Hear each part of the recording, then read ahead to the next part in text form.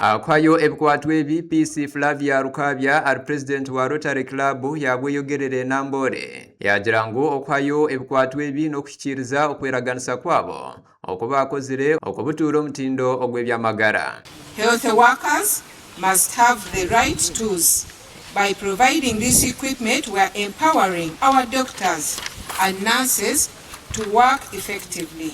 Geoffrey Martin Kitakure, al district governor Rotary Club habwa Uganda, yasima aba Rotary habwo kureba ekyetengo ky'okuherezayo ebikwatwa omu by'obujanjabi ekyakubasa kuhwera okujuna amagara na n'okuretaho omutaano omu kicweka eki. Yashobora ngu obuhwezo obu baherezayo nibubarirwamu empiha za dola emitwaro 320 ezirikwingana obukaikuru 107 eza shilingi ya Uganda ezihairweyo ekitongole kya Rotary ekyensi yoona. The list of equipment has been mentioned. This is a global grant for the equipment is worth $32,000, and the WASH project is worth $64,000. Brenda Mugisa ari president wa Rotary Club ya Masindi ahansi y'entebeekanisa ya Water Sanitation and Hygiene WASH project yashobora kuba arikwija kuteekaho omwanya gw'amaizi ogurikubarirwamu esente za dola emitwaro 610 kibase kuhweraho okumaraho ekizibu ky'eibura ry'amaizi aha irwariro. A project yaite tukweta WASH, Water Sanitation and Hygiene.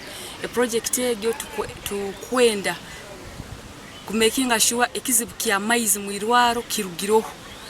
Irwaro lino likombekebwa kurolera abantu bali hansi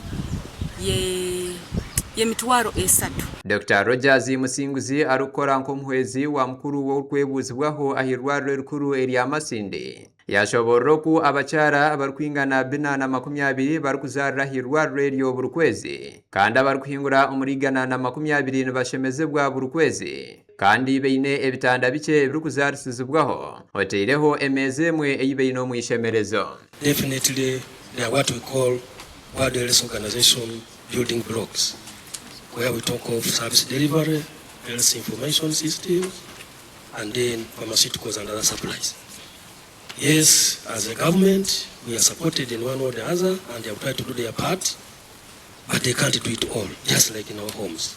Okwongera ry'ebyo Omusinguzi yashobora ngu entebeekanisa ey'ab'ekitongole ky'aba WASH erimu entebeekanisa ey'okureeta amaizi agarukukosebwa amaani g'izooba ah'irwariro ekyakubasa kwija kuhweraho okusyaho abantu obuheereza ha sente nkye agarugurwa ahabw'okuba irwariro niribaho ahabw'amaizi omu mirimo yaryo.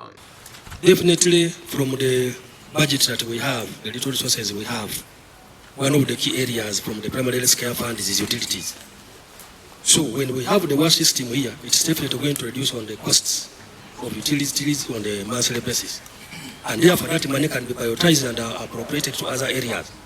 Jenny Aklori ari omuhwezi wa mukuru w'abakozi b'emirimo ha district ya Masindi yasima aba Rotary Club yabweyogerere ahabwo obuhwezi obu kandi n'ekitongole kya WASH arikushobora ngu babeire beine ekizibu kihango ah'irwariro kwonka obuhwezi obu nibwija kubahwera okwongera amaani omu mpeereza yabo.